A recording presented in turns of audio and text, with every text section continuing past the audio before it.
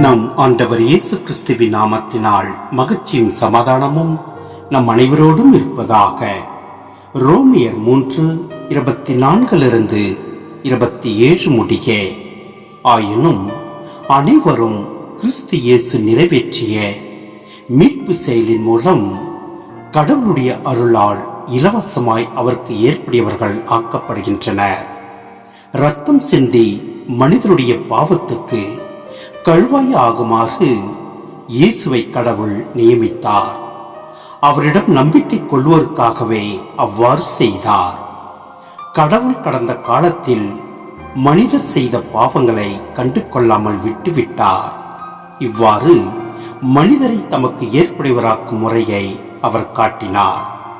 இக்காலத்தில் தமது நீதியை கடவுள் பொறுமையோடு காட்டி வருகிறார். ஆம், அவர் நீதியுள்ளவர். இயேசுவின் மீது நம்பிக்கை கொள்வோரை தமக்கு ஏற்புடையவராக்கி வருகிறார். அப்படி இருக்க பெருமை பாராட்ட இடமேது? இடமில்லை. எந்த அடிப்படையில் பெருமை பாராட்ட இடமில்லை? செயல்களின் அடிப்படையிலா?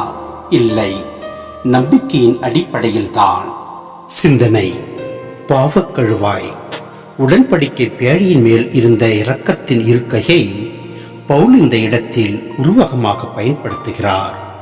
பாவக்கழுவாய் நிறைவேற்றும் நாளில் தலைமை குரு இந்த இருக்கையின் மேல் ஆட்டுக்குட்டியின் இரத்தத்தை தெளித்து கடவுளின் இரக்கத்தையும் பாவத்திற்கு மன்னிப்பையும் மக்களுக்கு பெற்று தந்தார்.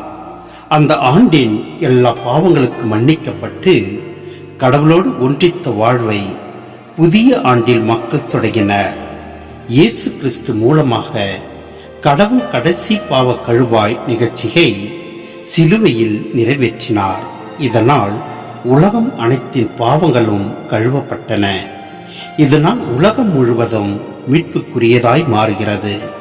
இதில் நம்பிக்கை வைப்போருக்கு ஏற்புடைமை உடையாகிறது. எனவே நம் ஆண்டவர் இயேசு கிறிஸ்துவின் மீது முழு நம்பிக்கை வைத்து இத்திருவருகை காலத்தில் அவரோடு ஒன்றித்திருப்போம். எல்லாம் அல்ல இறைவன் நம்மை நிறைவாய் ஆசீர்வதிப்பார். ஆமேன்.